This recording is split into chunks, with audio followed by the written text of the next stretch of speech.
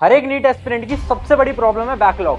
11th के अंदर backlog हो गई, 12th के अंदर बैकलॉग हो गई। अब समझ नहीं आ रहा कि हम उस बैकलॉग को कंप्लीट कैसे कर पाएं, क्योंकि सारा जो टाइम है ना वो तो आपका लेक्चर देखने में निकल जाता है। उसके बाद जब आप लेक्चर देख लेते हो तो उसके बाद आप उसके क्वेश्चन प्रैक्टिस करते हो, प्रीवियस ईयर क्वेश्चन सॉल्व करते हो, सारा समय तो यहाँ चला जाता है। अब ये समझ नहीं आ पा रहा कि वो जो बैकलॉग हो रखी है ना वो कैसे कंप्लीट हो पाएंगे, और उसके साथ साथ वो जो हमारा सिलेबस है ना वो कैसे कंप्लीट होगा। सो हाय एवरीवन, मेरा नाम है Prashant mentor of thousands of students. पता है कुछ समय पहले ना एक स्टूडेंट का मेरे पास मेल आता है। वो ये बोलता है, प्रशांत भैया एक प्रॉब्लम हो गई है। मैंने पूछा क्या प्रॉब्लम हो गई है? भैया मेरी ना 11th क्लास की बहुत सारी बैकलॉग्स थी। अब ना मैं 12th के अंदर हूँ, मेरे बोर्ड एग्जाम भी आने वाले, मेरा नीट 2024 भी आने वाला है। अब मुझे ये समझ नहीं आ रहा कि मैं बैकलॉग कंप्लीट करूँ, अभी के सिलेबस को कंप्लीट करूं, या बोर्ड एग्जाम की तैयारी करूं। बहुत सारी ऐसी प्रॉब्लम्स हैं जो ड्रॉपर्स है ना उन्हें भी समझ नहीं आ पा रहा कि भैया बहुत सारी बैकलॉग्स हो चुकी हैं। वो जो पुराने लेक्चर्स थे ना हमारे, उस समय पर हमारी तबियत खराब हो गई थी, हम डिस्ट्रैक्टेड हो गए थे, बहुत सारी चीजें हो गई थी। अगर तुम नीट 2024 या फिर 25 में देने वाले और तुम्हारे साथ भी ये प्रॉब्लम है ना कि भैया सिलेबस कैसे खत्म करें, बैकलॉग्स को कैसे क्लियर करें, तो ये वीडियो तुम्हारे लिए है। अब इस प्रॉब्लम को ना एक एग्जांपल से समझते हैं कि बैकलॉग हो कैसे पाएगी। तो देखो एक एग्जांपल लेता हूं। इमेजिन करो आप एक रेस दौड़ रहे हो, ठीक है, मैराथन दौड़ रहे हो। कितने किलोमीटर की मैराथन है? 10 किलोमीटर की, ठीक है। इमेजिन कर लेते हैं कि हम एक 10 किलोमीटर की मैराथन को दौड़ रहे हैं। ये हमारी हो गई 10 किलोमीटर की मैराथन, और आपके पास है 10 घंटे। कितने हैं? 10 घंटे आपके पास है, 10 घंटे इस मैराथन को दौड़ने के लिए। बट हुआ क्या है ना, जो शुरू के 5 घंटे थे ना उस समय के अंदर आप डिस्ट्रैक्टेड हो गए, आपको नींद आ गई। आपने बोला यार मेरा ना अभी मन नहीं कर रहा दौड़ने का, मैं ऐसा करता हूं कि मैं बाद में दौड़ता हूं। आप सो गए। अब आप सोते रह गए 5 घंटे तक। 5 घंटे बाद अब आपकी नींद खुली तो आपको पता चला कि यार मेरे पास तो अब केवल कितने घंटे बाकी हैं? बोलो भाई, 5 घंटे। मेरे पास तो केवल 5 घंटे बाकी हैं और मुझे तो 10 किलोमीटर की दौड़ दौड़नी है, यही आपको लगा। और आपने देखा तो आपके जो कॉम्पिटिटर्स थे ना वो तो रेस में आगे पहुंच चुके थे, वो तो भाग रहे थे। अब आपको लगा कि यार मैं क्या करूं कि मैं 5 घंटे के अंदर 10 किलोमीटर की रेस दौड़ लूं। अब इसके हैं दो सोल्यूशन। पहला सोल्यूशन बहुत नॉर्मल सा सोल्यूशन है। पहले आपको 1 घंटे में 1 किलोमीटर दौड़ना पड़ता अगर आपको 10 किलोमीटर कवर करना था। बट अब आपके पास कितने हैं? 5 घंटे। तो आपको 1 घंटे में कितने किलोमीटर दौड़ने पड़ेंगे? आपको दौड़ने पड़ेंगे 2 किलोमीटर। मतलब क्या है कि अब आपको अपने दिन का डबल टाइम लगाना पड़ेगा और डबल मेहनत करनी पड़ेगी। जैसे इमेजिन करो वो जो बच्चे हैं ना जिनकी बैकलॉग हो चुकी है, जिनकी 11th खराब हो चुकी है, अगर उन्हें 12th भी संभालनी है, 11th भी संभालनी है, तो उन्हें क्या करना पड़ेगा ना, अगर अभी वो 6 घंटे पढ़ते हैं तो उन्हें 12 घंटे पढ़ना पड़ेगा। बट क्या ये प्रैक्टिकली पॉसिबल है? देखो बोलने को तो यहां पर मैं बोल दूंगा तुम्हें डबल मेहनत लगानी पड़ेगी, तुम्हें आग लगा के रखनी पड़ेगी, तुम्हारे अंदर वो जुनून होना चाहिए, मैं बोलने को बोल दूंगा। बट यार मैं तुम्हारे जैसे लाखों बच्चों से ना हर रोज बात करता हूं। मुझे पता है कि आपका बहुत सारा समय तो कोचिंग, ट्यूशन, आप अगर स्कूल जाते हो वहां पर चला जाता है, आपके टेस्ट होते हैं वहां पर चला जाता है, आपके पास समय नहीं है। आपके पास समय नहीं है। बोलने को तो बहुत आसान है कि डबल मेहनत लगा लो और रेस को पूरी कर लो, बट डबल मेहनत लगाना उतना आसान नहीं है। 12-12 घंटे पढ़ना उतना आसान नहीं है ना? तो फिर हम क्या करें? हम क्या करेंगे ना, हम थोड़ा सा स्मार्ट खेलेंगे, हम थोड़ा दिमाग से खेलेंगे। हम क्या करेंगे ना, हम देखेंगे कि यार मुझे कहां पहुंचना है, मुझे मेरी फाइनल डेस्टिनेशन पे पहुंचनी है, ठीक है।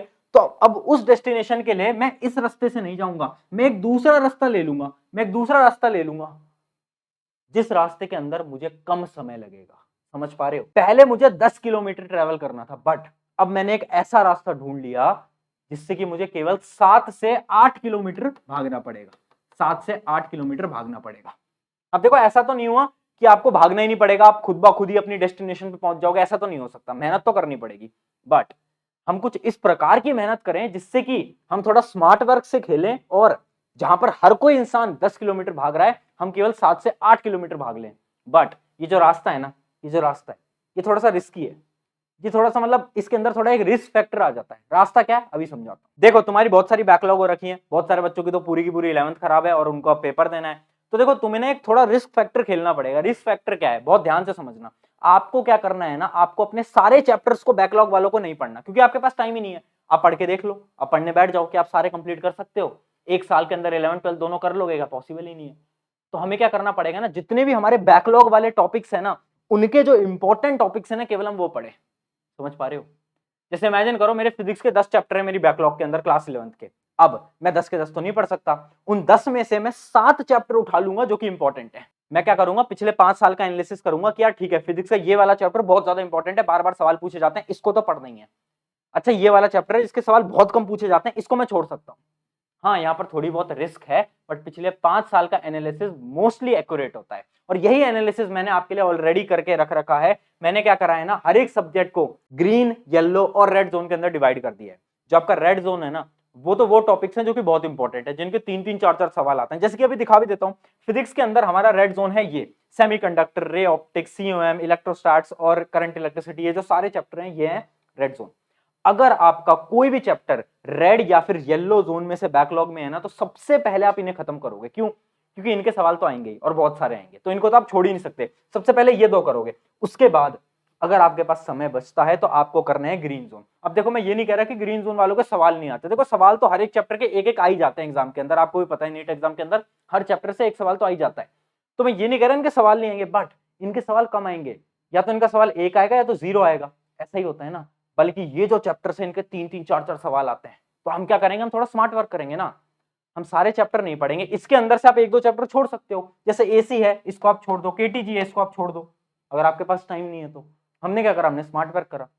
हमें 10 किलोमीटर भागना था, बट अब हम क्या करेंगे, 7 किलोमीटर भाग लेंगे। ये थोड़ा सा स्मार्ट गेम है जो कि आप कर सकते हो। ये आपका फिजिक्स के लिए। सिमिलरली हमने केमिस्ट्री वगैरह, बायोलॉजी के लिए आपका पूरा का पूरा बना रखा है। केमिस्ट्री का आप रेड जोन देख सकते हो। इसी प्रकार से हर एक सब्जेक्ट के लिए आपके लिए पूरा का पूरा बना दिया है। आपको कहाँ मिलेगा, आप टेलीग्राम पे आ जाना। टेलीग्राम पे वैसे मैंने ऑलरेडी भी डाल रखा था, आप फिर से आ जाना। टेलीग्राम के ऊपर आपको ये सारी चीजें मिल जाएंगी। रेड जोन कौन सा है, बहुत इंपॉर्टेंट। येलो जोन उससे थोड़ा कम इंपॉर्टेंट, और जो ग्रीन जोन है ना, उसके कुछ चैप्टर को आप स्किप कर सकते हो। ग्रीन जोन थोड़ा सा ज्यादा कम इंपॉर्टेंट है। आई होप कि आपको ये तो समझ आ गया होगा कि हम स्मार्ट तरीका क्या अपनाने वाले हैं। हम क्या करेंगे, हर एक सब्जेक्ट के इंपॉर्टेंट टॉपिक्स जो कि हमारे बैकलॉग के अंदर है वो हम कवर करेंगे। देखो, अगर आपके पास बहुत ज्यादा टाइम है, इमेजिन करो आप 2025 में देने वाले हो एग्जाम को और आपकी बैकलॉग ज्यादा नहीं है, तो देखो आप तो हर एक चैप्टर को पढ़ो। बट अगर आपका एग्जाम भी नजदीक है, आपकी बैकलॉग भी बहुत सारी है, तो आप इस स्मार्ट स्ट्रेटेजी को फॉलो कर सकते हो। अब अगला स्टेप देखते हैं। अगला स्टेप क्या है, डेडलाइन स्ट्रेटेजी। देखो, होता क्या है ना, हम काम क्यों नहीं कर पाते, क्योंकि हमारे पास डेडलाइन नहीं है। अब इमेजिन करो, आपको याद है आपके स्कूल के दिनों में जब आपके पास एक असाइनमेंट आता था, 10वीं क्लास के अंदर जब आपके पास एक असाइनमेंट आता था और आपके टीचर बोलते थे मंडे को मुझे वो असाइनमेंट चाहिए, तो कैसे आप पूरी रात भर बैठ के उस असाइनमेंट को पूरा करते थे? क्यों? क्योंकि आपके पास डेडलाइन थी। अब प्रॉब्लम क्या है ना, कि हमारे पास कोई डेडलाइन नहीं है। बैकलॉग हमारी क्यों बनी हुई है? क्योंकि हमने बैकलॉग के लिए कभी कोई डेडलाइन नहीं बनाई। आपको क्या करना है, डेडलाइन बनाओ। जैसे इमेजिन करो, आपने देखा फिजिक्स के 10 चैप्टर मेरी बैकलॉग के अंदर है। अब ये जो 10 चैप्टर है ना, ये मैं अगले महीने के एंड तक खत्म कर दूंगा, किसी भी हालत में। करना है मतलब करना है।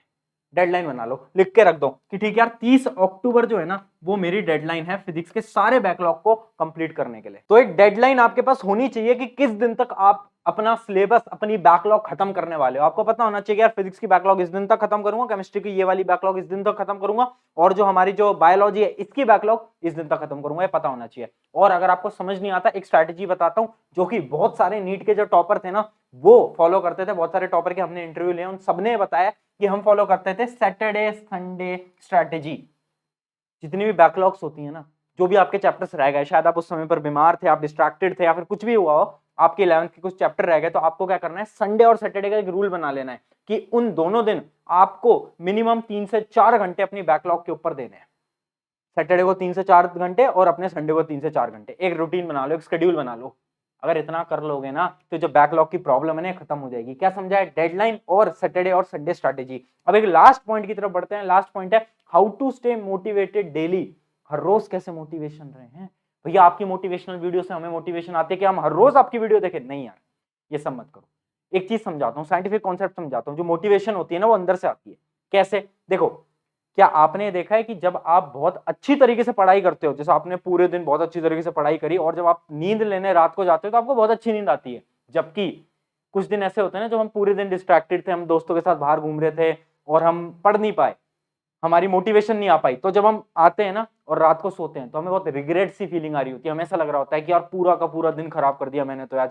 होता है नहीं? कि पता है क्यों होता है? क्योंकि जब आप काम करते हो ना हर रोज, तो ऑटोमेटिकली आपके अंदर मोटिवेशन आएगी। अगर आप पूरा दिन ढंग से काम करोगे ना, तो अगले दिन आप देखना आप ऑटोमेटिकली मोटिवेटेड रहोगे। बट अगर आप अपना पूरा दिन खराब करोगे ना, मोबाइल फोन पे पड़े पड़े इंस्टा रील पे स्क्रॉल करोगे, तो आपके अंदर ऑटोमेटिकली डिमोटिवेशन आएगी। तो ये जो सवाल तुम पूछते रहते हो ना कि मोटिवेशन कैसे लाए, इनका सिंपल सा आंसर है, अगर मोटिवेटेड रहना है, काम करो, मेहनत करो, अपने डेली टारगेट्स को अचीव करो। कि ठीक है यार भैया, मैंने सोचा था कि आज मैं ये वाला चैप्टर खत्म करूंगा और मैंने करा। जब ये तुम अपने टारगेट्स को अचीव करोगे, खुद ब खुद मोटिवेशन आएगी, खुद ब खुद अंदर से आ जाएगी। करके देखो एक बार। हमें क्या है ना, हमें चाहिए कि यार बाहर से कोई हमें मोटिवेट कर दे। बाहर से एक दिन मोटिवेटेड रहोगे, 2 दिन रहोगे, 3 दिन रहोगे, अंदर से मोटिवेशन लाओ, काम करो, मेहनत करो, डेली पढ़ाई करो, डेली करोगे, खुद ब खुद मोटिवेशन आएगी। जब अपने टेस्ट का रिजल्ट दिखेगा ना कि हाँ यार भैया पहले मेरे 500 नंबर आते थे, 400 आते थे, अब मेरे 550 आने लग गए, 580 आने लग गए, 600 आने लग गए, 700 आने लग गए, मोटिवेशन खुद ब खुद आएगी। वो जो टॉपर है ना तुम्हारी कोचिंग के अंदर, तुम्हारी क्लास के अंदर, वो पता है क्यों टॉपर है? क्योंकि वो हर बार मार्क्स लाते हैं और उन्हें मोटिवेशन मिलती है कि अगली बार मुझे इस मार्क्स से भी ऊपर लाने हैं, मुझे क्लास के अंदर रैंक 1 मेंटेन रखनी है। उनके पास मोटिवेशन है। तो यही मोटिवेशन तुम्हें लानी पड़ेगी। कैसे? जब तुम डेली काम करोगे, डेली मेहनत करोगे, अपने डेली टारगेट्स को अचीव करोगे, मोटिवेशन खुद ब खुद आएगी। तो ऑन दिस नोट, शुक्रिया एवरीवन। आई होप आपको कुछ ना कुछ सीखने को मिला होगा, और अगर आपको अपनी बैकलॉग को क्लियर करना है तो इस मेथड को फॉलो करो, बहुत आसानी से अपनी बैकलॉग को क्लियर कर लोगे। शुक्रिया।